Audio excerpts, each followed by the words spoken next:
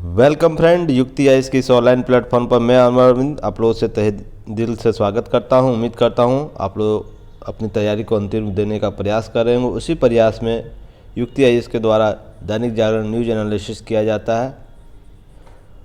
आज 23 फरवरी है, तो दैनिक जागरण जो राष्ट्रीय संस्करण है उसमें कौन सा न्यूज़ कवर किया गया है जो पीटी, मेंस और इंटरव्यू ओरिएंट है, उस पर हम विशेष चर्चा करेंगे। साथ ही साथ पीटी ओरिएंट कौन से न्यूज़ है आप लोगों को मैं राइट डाउन करा दूंगा, ताकि जो भी चीज़ें हैं आप लोगों के लिए उपयोगी बन सके। उससे आगे बढ़ने से पहले जो भी अभी चैनल पर जुड़ रहे हैं, सबसे पहले उस चैनल को सब्सक्राइब कर ले, साथ ही साथ बेल आइकन को भी दबाएं ताकि सारे नोटिफिकेशन आप तक जल्द से जल्द पहुँचे। और जो पुराने मित्र है, पुराने व्यूअर लिसनर है, वो चैनल को शेयर भी किया कीजिए ताकि और भी लोग हमसे जुड़ सके। युक्ति आइएस आप लोगों को बहुत सी सेवाएं दे रही है टेस्ट सीरीज और जैसे यूपीएससी, पीसीएस और ऑल कॉम्पिटिटिव एग्ज़ाम है, गवर्नमेंट कॉम्पिटिटिव एग्ज़ाम है, सभी के आप लोगों को टेस्ट सीरीज अवेलेबल कराई जा रही है। साथ ही साथ लूसेंट का बूस्टर चलाया जा रहा है जो मात्र 199 में है, जिसमें आपको 600 प्लस आप लोगों को प्रश्नों का अभ्यास कराया जाएगा टॉपिक वाइज, जिसका शेड्यूल ग्रुप में दिया गया है। तो बहुत से लोग जुड़ रहे हैं, तो आप लोग भी जुड़िए जो अभी तक इससे नहीं जुड़े हैं। आप लोग को जो भी आने वाले एग्ज़ाम है, जो पीटी ओरिएंट हो, मेंस ओरिएंट हो, दोनों में आप लोगों को फ़ायदा होगा। युक्ति आइस के द्वारा जो भी चीज़ें आप लोगों को प्रोवाइड कराई जा रही है, इसके लिए आप लोग हमसे पहले जुड़ने के लिए आप लोग ऐप डाउनलोड कर सकते हैं। युक्ति आइस गूगल प्ले स्टोर से जाके युक्ति आइस का ऐप डाउनलोड करिए, या www.yuktiis.in को भी आप लोग वेबसाइट को यूज़ कर सकते हैं। जो भी सेवाएं दी जा रही है उसका उपयोग कर सकते हैं। चलिए, बहुत सी सेवाएं दी जा रही है, आप लोग को उसका फ़ायदा लेते रहिए। आज हम 23 फरवरी के न्यूज एनालिसिस पर चर्चा करते हैं जो पीटी, मेंस और इंटरव्यू ओरिएंट होगा। तो देखिए, पहले ही पेज पर रूस ने यूक्रेन में भेजी सेना, इससे संबंधित न्यूज़ को कवर किया गया। अमेरिका और कई देशों ने लगाए प्रतिबंध। तो इससे संबंधित बहुत सी चीज़ें चर्चाएं विगत दिनों से हो रही है, तो उस पर विशेष चर्चा की भी गई है। तो आज के जो न्यूज़ में बहुत से की पॉइंट है, आप लोग देख लीजिएगा इसे, जो आप लोग को इस घटनाक्रम के लिए ज़रूरी है। अगर मेंस में इस प्रकार के प्रश्न पूछते हैं, इंटरव्यू में प्रश्न पूछा जाता है, तो घटनाक्रम आप लोगों को जरूर याद रहनी चाहिए। उन चीज़ों पर आपकी नज़र पकड़ होनी चाहिए, जिससे आप कम से कम 2 से 3 मिनट आप इंटरव्यू में और 200 शब्द कम से कम मेंस में लिखने की स्थिति में हो, तो घटनाक्रम आप लोगों को याद रहनी चाहिए, इसलिए यह ज़रूरी हो जाता है। साथ ही इसके अतिरिक्त जब भी इस प्रकार की घटनाएं होती है तो नाटो चर्चा में रहता है। तो नाटो क्या है, आज इस पर हम विशेष चर्चा करेंगे। और इससे संबंधित और भी चीज़ें आप लोगों को प्लेलिस्ट में बनाया जा चुका है पहले भी। आप लोग प्लेलिस्ट को ज़रूर देखिए, क्योंकि आप लोगों के लिए बहुत ही वो उपयोगी है। क्योंकि जो भी टॉपिक इस पर कवर किए गए, जो विगत वर्षों में जो इम्पोर्टेंट टॉपिक है उसको कवर किया जा चुका है। तो न्यूज़ एनालिसिस देखने के लिए आप लोग ज़रूर उस महत्वपूर्ण टॉपिक को देखिए, ताकि आगे की जो चीज़ें हैं आप लोग बेहतर तरीके से समझ सके। तो नाटो पर आज हम लोग बात करेंगे। उत्तरी अटलांटिक संधि संगठन नाटो जिसे कहा जाता है, तो इसके संबंध में कुछ बातें हैं। जरूर आप लोगों को पीटी ओरिएंट है, यह आप लोगों को प्रश्न में पूछ सकता है। जैसे 4 अप्रैल 1949 को 12 संस्थापक सदस्यों द्वारा अमेरिका के वाशिंगटन में इसका गठन किया गया। तो कब किया गया? 4 अप्रैल 1949 में 12 संस्थापक सदस्यों में। अब अभी कितना है? 30 देशों का अंतर सरकारी संगठन, सैन्य संगठन के रूप में यह जाना जाता है। तो क्या यह पूर्णतः सैन्य संगठन, इससे संबंधित बातें की जाती है। तो आज हम लोग चर्चा करते हैं। तो इसका मुख्यालय कहाँ है? ब्रुसेल्स, जो बेल्जियम की राजधानी है ब्रुसेल्स, वहाँ पर इसकी राजधानी मुख्यालय है नाटो का। तो यह महत्वपूर्ण हो जाता है। तो इससे संबंधित आपको पीटी फैक्ट यहाँ से पूछ सकता है। जैसे 4 अप्रैल 12 संस्थापक सदस्य, वर्तमान में कितने सदस्य, इसका मुख्यालय कहाँ है। सदस्यों के गठन वर्ष के साथ मैंने यहाँ सभी देशों की चर्चा कर दी, 30 देशों को। आप लोगों को देख लेना है कौन से देश क्या क्या है। ये आप लोगों को जब प्रोवाइड कराया जाएगा, ग्रुप में आपको पीडीएफ सेंड किया जाता है इसका, तो आप लोग वहाँ से देख सकते हैं। पर उससे पहले आप लोग को याद रखना चाहिए 2000 के बाद जुड़े देश कौन कौन से। जैसे एंटोनिया है 2004 में, लुथियानिया है 2004 में, Romania 2004, Slovakia 2004, Slovenia 2004, Bulgaria 2004, Albania 2009, Croatia 2009, Montenegro 2017 और उत्तरी मैसेडोनिया 2020 में। तो आप लोग को ये प्रश्न यहाँ से ज़रूर पीटी में पूछा जा सकता है क्या कौन से देश कितने देश 2000 वर्ष 2000 के बाद नाटो का सदस्य बना, तो आप लोग इन देशों का सदस्यों की संख्या देख लीजिए। या तो आपको ये भी पूछा जाता है न्यूनतम 4 जो अभी सदस्य बने हैं उसका वर्ष क्रम भी पूछ सकता है पीटी में, या तो फिर आपसे जो हालिया सबसे नवीनतम बना है उसका उस देश का नाम पूछ सकता है। तो आप लोग को याद रखना है, ये पीटी ओरिएंट आपको इस प्रकार से प्रश्न पूछे जा सकते हैं। चलिए, नाटो के संबंध में कुछ महत्वपूर्ण नोट है, उसे याद रखिएगा। आप लोग क्या रखना है, नाटो यूरोप और उत्तरी अमेरिका के देशों में एक सैन्य गठबंधन है। यूरोप और मध्य के बीच, उत्तरी अमेरिका के बीच, न कि दक्षिणी अमेरिका के बीच। ध्यान रखिएगा, दक्षिणी अमेरिका जो ऐसे है और उत्तरी अमेरिका ऐसे है, तो इसके बीच यूरोप यहाँ से स्टार्ट हो जाता है। इन दोनों देशों के बीच एक सैन्य संगठन है। क्यों चर्चा में रहता है बार बार, आप नाटो का चर्चा वैश्विक परिदृश्य में चर्चा देखते हैं। कहीं भी यूरोप में विवाद ऐसा उत्पन्न होता है तो नाटो की चर्चा जरूर उठती है, और भी बहुत से कार्य इसके द्वारा किए जाते हैं, तो चर्चा में हमेशा रहता है वर्ष भर। तो इस क्यों रहता है, इस पर हम लोग चर्चा करते हैं। तो नाटो सामूहिक सुरक्षा सिद्धांत पर कार्य करता है, अर्थात एक या अधिक सदस्यों पर आक्रमण सभी सदस्यों पर आक्रमण माना जाता है। इस महत्वपूर्ण सिद्धांत के साथ यह कार्य करता है। अगर नाटो के 30 देशों में किसी भी देश पर कोई इसके अतिरिक्त देश हमला करता है, विश्व का कोई देश हमला करता है, तो वह नाटो पर हमला माना जाता है और नाटो का सभी सदस्य उसके विरुद्ध रहते हैं और कार्य करते हैं आवश्यकता अनुसार। तो चलिए, इसके संदर्भ में नोट आप लोग को याद रखना है किसके संबंधित, सामूहिक रक्षा सिद्धांत के संदर्भ में कुछ नोट है, आप लोग को याद रखना है क्या है यह। जैसे सामूहिक रक्षा सिद्धांत नाटो के अनुच्छेद 5 में निहित है। जो नाटो का मेमोरेंडम है, आर्टिकल जो उसके सिद्धांत है उसके अनुच्छेद 5 में, जैसे भारत का प्रस्तावना उसी तरह सामूहिक रक्षा सिद्धांत नाटो का जो संविधान है उसके अनुच्छेद 5 में इसे समाहित किया गया है। इस सिद्धांत को सर्वप्रथम संयुक्त राज्य अमेरिका द्वारा उत्तरी जो आतंकवादी हमला हुआ था 11 सितंबर 2001 के बाद लागू किया है। तो ध्यान रखिएगा, सामूहिक सुरक्षा सिद्धांत कब से लागू किया गया है। तो आप लोग को इस प्रश्न को अच्छे तरीके से पीटी ओरिएंट देख लीजिएगा, यह पूछा जा सकता है पीटी में। नेक्स्ट है, नाटो में कोई भी निर्णय सभी 30 सदस्यों के सामूहिक इच्छा पर ली जाती है। यह हालांकि सैद्धांतिक रूप से मान्य है, वास्तविक तो यह है जो सर्वशक्तिशाली राष्ट्र है वही किसी संगठन का महत्वपूर्ण निर्णय करता होता है। तो इस संगठन में सबसे शक्तिशाली राष्ट्र कौन है, इससे किसी से छिपा नहीं, यूएसए है।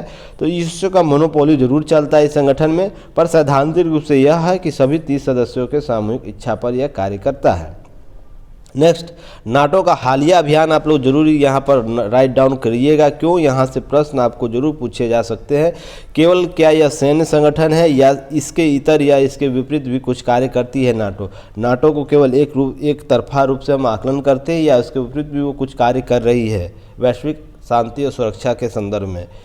हालांकि उसका क्या प्रभाव है क्या नहीं है उसका अलग बात है, पर वो प्रयास कर रही है, यानी कि इस पर चर्चा का विषय है। अफगानिस्तान में गैर युद्ध मिशन का नेतृत्व किया है अमेरिका ने।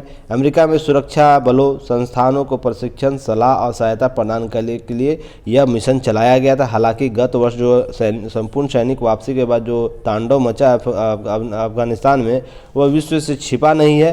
तो सैद्धांतिक रूप से यह कहा जाए कि अफगानिस्तान में जो गैर युद्ध मिशन चलाया गया अमेरिका के द्वारा, यह अंतर्राष्ट्रीय पहल था। नेक्स्ट आप लोग को अंतर्राष्ट्रीय सुरक्षा सहायता बल ISAF चलाया गया, जो 2003 से दिसंबर 2014 तक संयुक्त राष्ट्र के तत्वाधान पर यह अफगानिस्तान में ही चलाया गया था। पुनः अफगानिस्तान में जनवरी 2015 में संकल्प सहायता मिशन प्रारंभ किया गया। तो अफगानिस्तान से संबंधित आपको प्रश्न पीटी में पूछ सकता है, क्योंकि गत वर्ष यह चर्चा में रहा है। तो कौन सा मिशन अमेरिका के द्वारा समर्थित था, नाटो संगठन से समर्थित था, तो इससे आपको प्रश्न यहाँ से पूछा जा सकता है। तो इसे आप लोग अच्छे से कवर कर लीजिएगा। नेक्स्ट आप लोग को KFOR या शॉर्ट फॉर्म में जिसे कोसोवो फोर्स बोला जाता है, कोसोवो फोर्स, इसका गठन किया गया नाटो सदस्य देशों के द्वारा, जिसका उद्देश्य क्या था, कोसोवो के सुरक्षित वातावरण स्थापित करना, सार्वजनिक व्यवस्था और सुरक्षा बनाए रखना। तो ये संगठन किस देश से संबंधित है, यह भी आपको प्रश्न पीटी में पूछ सकता है। नाटो का हालिया प्रयास था यह। प्रशिक्षण मिशन भी चलाया गया आपको नाटो सदस्य संगठनों के द्वारा, जैसे सुरक्षा बलों, रक्षा सुरक्षा संस्थानों, राष्ट्रीय रक्षा अकादमियों के क्षमता निर्माण के उद्देश्य से वर्ष 2018 में प्रारंभ किया गया। हालांकि इसका वर्ष 2020 में बंद कर दिया गया यह प्रोग्राम। तो यह जो क्षेत्रीय राजनीति के कारण इसे बंद कर दिया गया था, तो यह महत्वपूर्ण हो जाता है। नेक्स्ट आप लोगों को यूरो अटलांटिक क्षेत्र के बाहर देशों में से एक इराक के लिए, जिसे अक्सर वैश्विक भागीदार मानता है नाटो वैश्विक भागीदार किसे मानता है, यह भी आपको प्रश्न पूछा जा सकता है। पीटी में इराक को वह मानता है। ये विकासशील संबंधों के लिए प्रतिबद्ध रूप से कार्य किया है। तो इससे संबंधित कुछ घटनाक्रम पिछले गत वर्ष दिया था। प्लेलिस्ट में जाइए, वीडियो देखिएगा। इराक ईरान संबंध में आप लोग को अमेरिका की क्या भूमिका थी, इससे संबंधित टॉपिक कवर किया गया है।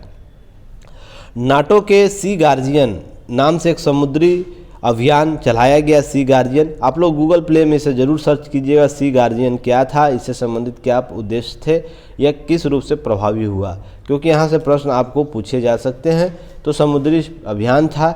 ऑपरेशन ओशन शील्ड नाम से भी एक प्रोग्राम चलाया गया। ऑपरेशन शील्ड क्या है, वर्ष 2008 में 50 नाटो के संयुक्त राष्ट्र के अनुरोध पर अफ्रीका के हॉर्न जो कहलाते हैं, जैसे इटेरिया, जिबूती, इथोपिया, सोमालिया और हिंद महासागर में अदन की खाड़ी समुद्री डकैती से निपटने के अंतर्राष्ट्रीय प्रयासों का समर्थन था इस ऑपरेशन ओशन शील्ड के तहत।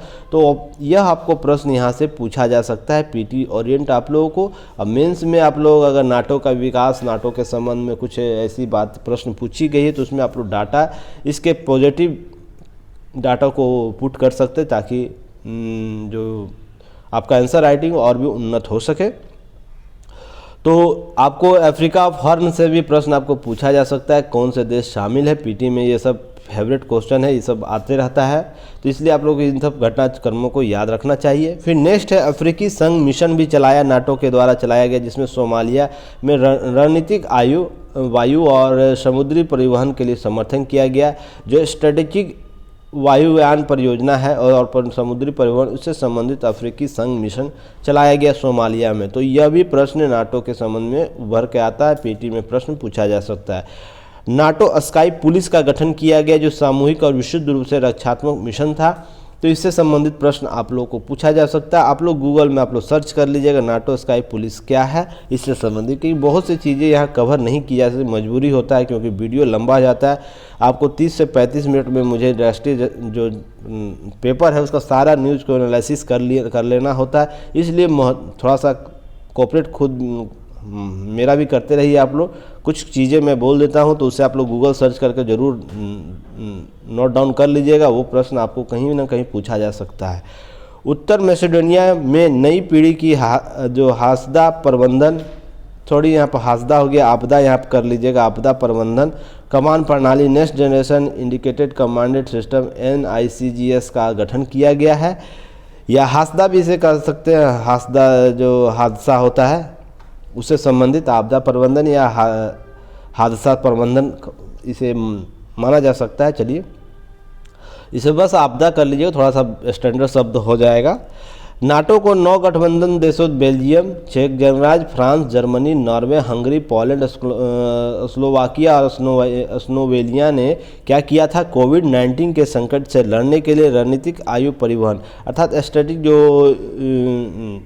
वायुयान परिवहन होता है, उसके लिए अंतर्राष्ट्रीय समाधान किया था। एयर इंटरनेशनल सॉल्यूशन अर्थात क्या दिया था, यह SALIS स्लेश दिया था। तो यह आपको प्रश्न यहाँ से पूछ सकता है, हालिया ये घटनाक्रम है, तो किस देश के कौन से देश इस अभियान में शामिल थे, तो प्रश्न यहाँ से पूछ सकता है। तो 9 गठबंधन देश कौन कौन थे, बेल्जियम, चेक गणराज्य, France, Germany, Norway, Hungary, Poland, Slovakia और स्लोवेनिया। तो यहाँ से प्रश्न पूछा जा सकता है। यूरोपीय साइबर स्पेस फोरम साइबर सेक भी प्रारंभ किया गया है, तो ये भी गूगल में आप लोग सर्च कर लीजिएगा साइबर सेक क्या है, इससे संबंधित प्रश्न आपको पूछे जा सकते हैं। महिलाओं शांति और सुरक्षा संबंधित कार्य योजना भी चलाया है नाटो के द्वारा। Human peace and security policy and action plan के रूप में आपको चलाया गया है कि प्रथम नीति के तहत स्थापित किया गया, जिसका उद्देश्य यौन शोषण और उसका रोकथाम करना है। इससे संबंधित भी योजनाएं चलाई गई है नाटो के द्वारा। नाटो और भारत का संबंध क्या है, इससे संबंधित विस्तृत चर्चा आप लोगों को प्लेलिस्ट में मिलेगा, पर यहाँ पर कुछ बातें आप लोगों को स्पष्ट हो जानी चाहिए। जैसे भारत नाटो का सदस्य देश नहीं है। अमेरिकी सीनेट में भारत देश के नाटो सहयोगी देश का दर्जा देने के लिए विधेयक पारित किया है। अतः अमेरिकी सीनेट ने हथियार निर्यात नियंत्रण अधिनियम arms export and control act AECA का संशोधन किया है, जिसके तहत भारत के साथ नाटो या अमेरिका मुख्यतः मानिए अमेरिका हथियारों का आयात करता है। तो इस अर्थात भारत उसे खरीदारी करता और उस अमेरिका से बेचता है, अर्थात आयात निर्यात से संबंधित यह अधिनियम है। तो आपको प्रश्न यहाँ से पीटी में पूछा जा सकता है, कौन सा अधिनियम भारत के हथियार के आयात निर्यात से संबंधित है। तो आप लोगों को पीटी ओरिएंट भी चीज़ें कवर करनी है। इससे पूर्व यह अमेरिका ने इसे दर्जा किसे दिया, केवल 2 देशों को दिया था, जैसे इजराइल और दक्षिण कोरिया। बहुत से सेंक्शन लगाए जाते हैं अमेरिकी हथियार बेचने में कि कौन से हथियार के लिए कितनी प्रतिबद्धता जाहिर की जानी चाहिए। यह कठोर नियम होता है, पर उसमें छूट दी जाती है विशेष परिस्थिति में किन्हीं देशों को, जिसमें इजराइल, दक्षिण कोरिया और भारत शामिल है। तो यह महत्वपूर्ण हो जाता है। मेंस ओरिएंट क्वेश्चन आप लोग को यहाँ क्या पूछा जा सकता है, जैसे नाटो की अवधारणा एक संघ संगठन के रूप में की जाती है। इसके इतर वैश्विक शांति और सहयोग स्थापित करने के लिए इस संगठन की भूमिका को रेखांकित करें। नाटो की अवधारणा हमेशा एक संघ संगठन के रूप में या सैन्य संगठन के रूप में की जाती है, तो यह सामूहिक रूप से की जाती है। तो आप लोग समझ सकते हैं कि कितना महत्वपूर्ण हो जाता है कि उसके इतर भी इसकी भूमिका है, तो उसको रेखांकित करते हुए कुछ स्पष्ट करने की बात की जा रही है। तो इसका जो आंसर राइटिंग है, आप लोग टेलीग्राम चैनल जो बना हुआ डिस्क्रिप्शन बॉक्स में दिया हुआ है लिंक, उसका दैनिक जागरण न्यूज एनालिसिस का एक आप लोग टेलीग्राम सभी लोग जुड़िए, उससे अपने मेंस आंसर राइटिंग को सेंड कीजिए। मेंस का जो प्रश्न है उसे आप लोग लिख कर जरूर सेंड कीजिए। मेरे द्वारा उसे चेक करके पुनः उसमें जो भी त्रुटि होगी मैं उसे पुनः आप लोगों को सेंड करूंगा ग्रुप में। तो यह प्रयास किया गया, आप लोग सहयोग कीजिए। जो भी है स्टूडेंट आप लोग लगे रहिए, आप लोग का चयन जरूर होगा। नेक्स्ट आप लोग को टॉपिक याद रखना है, आगे बढ़िए। क्या है, इटली से वापस लाई गई भगवान औलुक्तेश्वर पद्मापनी की मूर्ति है। तो ये आप लोगों को इम्पोर्टेंट हो जाता है यह, क्योंकि बिहार बीपीएससी 67 बीपीएससी की ओरिएंट से और यूपीएससी पीसीएस और सभी, क्योंकि यह वैश्विक धरोहर जब भी आती है उससे प्रश्न पूछे जाते हैं, उसके हिस्ट्री को पूछा जाता है। तो क्या है यह भगवान, यह एक क्या कहते हैं, आपको इस रूप से भी देखना है कि जब आर्ट एंड कल्चर वहाँ पे प्रश्न पूछे जाते हैं वैश्विक रूप से क्या भारत का प्रयास रहा है, तो इससे संबंधी आप लोगों को प्रश्न पूछा जा सकता है। तो यह मूर्ति बिहार के गया जिले के कुर्कीहार मंदिर में स्थापित किया जा सकता है जब यह सरकार द्वारा लाया जाएगा। इससे संबंधित बौद्ध तीर्थ स्थलों में से एक है यह, कुर्कीहार देश के महत्वपूर्ण बौद्ध स्थलों में से एक है। तो प्रश्न यहाँ से पीटी में पूछा जा सकता है, कुर्कीहार जो गया में स्थित है वो किस धर्म से संबंधित है, तो बौद्ध धर्म से। यह जो मूर्ति है इससे संबंधित कुछ विशेषता दी गई है। यह जिसे 8वीं से लेकर 12वीं शताब्दी के बीच बताया जा रहा है, इस मूर्ति का जो निर्माण काल है, इससे संबंधित जो है आप लोग को यहाँ बोधिसत्व का कॉन्सेप्ट याद रखना चाहिए। यह बोधिसत्व सर्वाधिक लोकप्रिय बोधिसत्व थे, अवलोकेतेश्वर, और इससे संबंधित जो चीज़ें थी, पद्मापानी बौद्ध धर्म से संबंधित सर्वाधिक लोकप्रिय बौद्ध मूर्ति है। इसकी चर्चा फाहियान ने भी 399 ईस्वी में जब भारत वो आए थे, उन्होंने इसकी मूर्ति के पूजा होने की चर्चा की थी। तो इससे संबंधित प्रश्न आपको पूछे जा सकते हैं पीटी ओरिएंट, तो आप लोग इसे जरूर कवर कर लीजिएगा। नेक्स्ट आइए, नीचे आ जाइए। यहाँ पर आप लोगों को इससे संबंधित कुछ डाटा दिया गया है। तो जैसे आप लोगों को ये डाटा देख लेना, एक सेकंड में इसे थोड़ा सा ठीक कर लूँ, आज थोड़ा सा कुछ एरर हो रहा है बार बार। ग्रामीण क्षेत्र के विकास के रास्ता तैयार होगा, जो इससे संबंधित कुछ डाटा दिया गया, जो 45 लाख ग्रामीणों को ये आप लोग को सड़क जियो टैगिंग किया गया, इससे संबंधित डाटा दिया गया, तो आप लोग इसे ज़रूर देखिएगा क्यों महत्वपूर्ण है और कितना सर इस ग्रामीण विकास के लिए कितने सड़क निर्माण 2009 से अभी तक किए गए हैं, उसके आंकड़े दिए गए हैं। तो आप लोग इसे नोट डाउन कर लीजिएगा। कुछ यहाँ पर अफगानिस्तान को भेजा गया 10,000 मीट्रिक टन का गेहूं का पहली खेप, तो यह कुछ आंकड़े दिए गए, आप लोग देख लीजिएगा। इससे संबंधित प्लेलिस्ट में न्यूज़ कवर है, तो आप लोग प्लेलिस्ट में जाइए, भारत अफगानिस्तान संबंध को देखिए। नेक्स्ट है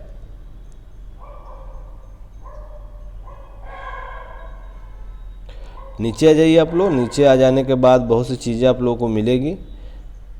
क्रूड ऑयल होती है, इसकी कीमत बढ़ रही है, यह चुनौती है भारत सरकार की जो वित्त मंत्री उनके द्वारा यह माना गया तो इससे संबंधित चीज़ें, और हमेशा यह चर्चा में रहता है क्रूड ऑयल से संबंधित।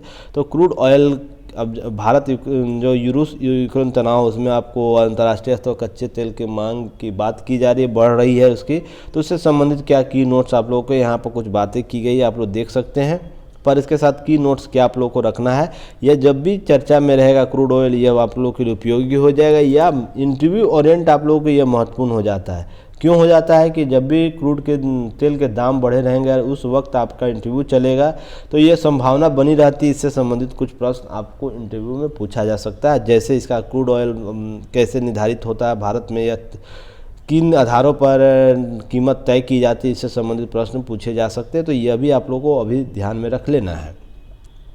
क्रूड ऑयल और भारत का संबंध क्या, ओपेक के द्वारा प्रयोग किए जाने वाले ब्रेंट क्रूड ऑयल मूल्य अंतर्राष्ट्रीय बेंचमार्क मूल्य है।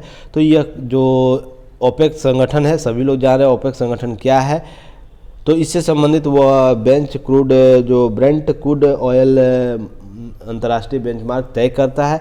अमेरिकी तेल कीमतों के लिए वेस्ट क्रूड इंटरमीडिएट WTI जिसे बोला जाता है, क्रूड ऑयल का मूल बेंचमार्क है। हालांकि अमेरिका का जो बेंचमार्क है भारत के लिए उपयोगी नहीं है, बहुत कम मात्रा में वहाँ से तेल आयात किया था, अधिक आयात जो भी अपना अधिक उपयोग है वो ओपेक से ही भारत करता है, ओपेक के विभिन्न संगठनों जो संगठन देश है उससे। भारत मुख्य रूप से क्रूड ऑयल का आयात ओपेक देशों से करता है, अतः भारत तेल कीमतों के लिए ब्रेंट जो बेंचमार्क है वही उपयोगी है। तो यह जब भी बढ़ेगा, इससे संबंधित चीज़ें आप लोग चर्चा में रहेगा। इंडियन क्रूड बास्केट क्या है, आप लोग को याद रखनी चाहिए, यह आप लोग को बहुत ही उपयोगी रहेगा। इंडियन क्रूड बास्केट भारत में आयात होने वाले कच्चे तेल मूल्य का संकेतक है। तो यह प्रश्न पीटी में पूछा जा सकता है, क्या है। सामान्यतः इसका निर्धारण दुबई और ओमान तथा ब्रेंट क्रूड के भारित औसत 75.75 से अनुपात से लेकर 24.5 के अनुपात में किया जाता है, के आधार पर किया जाता है। यह किसके द्वारा किया जाता है, दुबई और ओमान तथा ब्रेंट क्रूड के भारित औसत के माध्यम से किया जाता है, इंडियन जो क्रूड बास्केट है उसके तहत। नेक्स्ट है नोट, आप लोग को याद रखना चाहिए, जैसे भारत अपनी कुल आवश्यकता का 80% जो खनिज तेल है अन्य देशों से आयात करता है, वो विभिन्न देशों से, या ओपेक हो या कोई और भी संगठन देश हो, तो उससे आप लोग को 80% अपने कुल आयात आवश्यकता का करता है। तो कितनी भारी मात्रा में यह करता है। जब भी पॉजिटिव होगा क्रूड ऑयल के दाम में, नेगेटिव होगा भारत के लिए, जब भी क्रूड ऑयल का दाम बढ़ता है भारत के लिए सर दर्द बढ़ जाता है, और जब घटता है तो भारत के कुछ मुनाफा होता है, इससे संबंधित जो विदेशी मुद्रा है बचत होती है। तो वर्तमान स्थिति है क्या, देख लेते हैं। अंतर्राष्ट्रीय बाजार में क्रूड ऑयल की कीमत लगातार 7 वर्ष से रिकॉर्ड स्तर पर पहुंची हुई है। तो विभिन्न घटनाक्रम में विगत 7 वर्षों में यह क्रूड ऑयल की कीमत बढ़ी रही है, इससे संबंधित आप लोगों को ध्यान रखनी है। हालांकि कभी घटता है कभी बढ़ता है, तो औसत रूप से माना जाए तो यह बढ़ा ही हुआ है। कैसे तय होती है भारतीय पेट्रोल डीजल की कीमतें, तो पूर्व में पेट्रोल और डीजल की कीमत सरकार तय करती थी। 2010 से पूर्व, ध्यान रखिएगा, 2010 से पूर्व सरकार ही तय करती थी, पर जून 2010 में पेट्रोल की कीमत तय करने के लिए अधिकार जो है तेल कंपनियों को दी गई, सार्वजनिक तेल कंपनियां उनको दे दी गई। तो यह महत्वपूर्ण हो जाता है, आप लोग प्रश्न यहाँ से पीटी में पूछ सकता है। पेट्रोल की कीमत तय करने का अधिकार कब दिया गया, जून 2010 में, और पुनः अक्टूबर 2014 में डीजल की कीमत तय करने का अधिकार सरकारी कंपनी जो तेल कंपनियां उनको दे दी गई। तो इससे संबंधित आप लोगों को ध्यान में रखना। उसी तरह सारी तेल कंपनियाँ, प्राइवेट तेल कंपनियाँ कोऑर्डिनेट करके तेल कीमत होती है। पर एक चीज़ और आप लोग याद रखिएगा, अप्रैल 2017 से आपको पेट्रोल और डीजल की कीमत प्रत्येक दिन तय होती है। आपको प्रत्येक दिन तेल की कीमत में बढ़ोतरी और जो बढ़ोतरी अगर उसमें घटता हुआ क्रम आप लोगों को प्रत्येक दिन नज़र आएगा, क्योंकि तेल कंपनियां कच्चे तेल की कीमत के आधार पर प्रत्येक दिन पेट्रोल और डीजल का दाम तय करती है। पहले क्या था, मंथली था, पर अब है क्या, आपको प्रत्येक डे तय किया जाएगा। नेक्स्ट है, सरकारी तेल कंपनियां दाम तय करती है। यह कैसे होता है, जैसे सरकारी तेल कंपनियां अंतर्राष्ट्रीय मार्केट में कच्चे तेल की कीमत, जैसे अभी क्रूड ऑयल का क्या कीमत है उससे संबंधित अभी 89, इससे भी बढ़ता जा रहा है, धीरे धीरे धीरे यह बढ़ेगा। एक्सचेंज रेट क्या है, टैक्स क्या है, ट्रांसपोर्टेशन चार्ज क्या, ट्रांसपोर्ट चार्ज क्या है, समेत कई अतिरिक्त चीज़ें देखी जाती है, उससे कीमत कहती है। और एक बैरल कितना होता है, आप सभी लोग जानते हैं 159 लीटर होता है। यह प्रश्न पीटी में बार बार पूछा जाता है, तो यह महत्वपूर्ण हो जाता है पीटी ओरिएंट आप लोगों को। यह जब भी क्रूड ऑयल की कीमत की चर्चा होगी तो इन सब चीज़ों की चर्चा जरूर होगी, तो आप लोगों को इंटरव्यू ओरिएंट ये बातें आप लोगों को देख लेनी चाहिए, नोट डाउन कर लेना चाहिए। चलिए नेक्स्ट हम लोग देखते हैं। नेक्स्ट टॉपिक है, आप लोग को ये जरूर आज जो तूल पकड़ रहे हिजाब विवाद से संबंधित कुछ अंतर्राष्ट्रीय मापदंड को बताया गया है। अंतर्राष्ट्रीय रूप से हिजाब के संबंध में क्या नियम और कानून है, क्या वहाँ पर रणनीति है, इससे संबंधित एक लेख आया है, तो इसे जरूर देखिएगा। नेक्स्ट है स्वास्थ्य सेवाओं का डिजिटल विस्तार। ये तो आज आप लोग जरूर इंपॉर्टेंट टॉपिक है, जरूर इसे आप लोग कवर कीजिएगा। स्वास्थ्य सेवाओं के लिए डिजिटल विस्तार क्यों जरूरी है, क्यों हमें डाटा के रूप में डिजिटल जो विस्तारीकरण करने की बात की जा रही है, अरविंद कुमार मिश्रा के द्वारा यह बात कुछ लेख में बताया गया है, तो इसे आप लोग जरूर कवर कीजिएगा। ये महत्वपूर्ण टॉपिक है आने वाले मेंस ओरिएंट जो भी टॉपिक है, क्योंकि स्वास्थ्य संबंधी कोविड का दौर रहा है पिछले 2 वर्षों में, तो यहाँ से प्रश्न आपको मिलेंगे, प्रश्न पूछे जा सकते हैं। तो यह डाटा आप लोगों के लिए बहुत उपयोगी हो जाएगा। इसमें जो डाटा दिया हुआ है तो आप लोग जरूर देखिएगा, क्योंकि केंद्र सरकार जो देखिए कितना परियोजना का यहाँ पर जूम करके दिखाऊं तो जो केंद्रीय प्रायोजित योजनाओं का सकल बजटीय आवंटन कितना है, 10,556 करोड़ रुपये से बढ़ाकर कितना किया गया, इतना किया गया है। जीडीपी में क्या योगदान है, प्रतिशत खर्चा कितना है, जीडीपी में भारत का स्वास्थ्य क्षेत्र में प्रतिशत खर्चा कितना, 4.5 है। तो इससे संबंधित कुछ आंकड़े दिए गए हैं, बहुत महत्वपूर्ण डाटा यहाँ पर है। आयुष्मान भारत की स्थिति क्या है, डिजिटल मिशन क्या है, कब से शुरू किया गया है, इससे संबंधित आप लोगों को प्रश्न पूछा जाए। One nation one health card क्या है, इससे संबंधित बहुत सी चीज़ें आप लोगों को डाटा उपलब्ध कराई गई है। तो ये आर्टिकल आप लोग जरूर आज पढ़िए, यहाँ से आप बहुत चीज़ कवर होंगे। नेक्स्ट टॉपिक देखते हैं। नेक्स्ट टॉपिक क्या है, आपको फिर से पुनः 8वीं अनुसूची में चर्चा की बात की गई, भोजपुरी को शामिल करने की बात की। हालांकि यह कब से प्रारंभ हुआ भोजपुरी को 8वीं अनुसूची में मांग करने के, जब केदार पांडे जो बिहार के मुख्यमंत्री हुआ करते थे उस समय से आप लोगों को यह परिचर्चा का रहा है। तो इससे संबंधित चीज़ें आप लोगों को पूछा जा सकता है, तो ये महत्वपूर्ण हो जाता है कि क्यों ज़रूरी है यह। नेक्स्ट देखिए आप यहाँ पर ही यूक्रेन के संबंध में यहाँ बातें की गई है। पुतिन के द्वारा कुछ बातें की गई है कि जब यूक्रेन को यह अगर नाटो देता है या नाटो संगठन यह प्रॉमिस करता है कि यूक्रेन नाटो में शामिल नहीं होगा तो इस युद्ध को कुछ वक्त का रोका जा सकता है। तो इससे संबंधित कुछ बातें हैं, तो ये आप लोग को डाटा जब जूम करके एक बार देख लीजिएगा क्या है नहीं है। तो ये प्रश्न आप लोगों को कुछ जो कोऑर्डिनेशन है यूक्रेन और रूस का संबंध, उसमें आप लोग देख सकते हैं। नेक्स्ट है आप लोगों को यहाँ पर याद रखना है,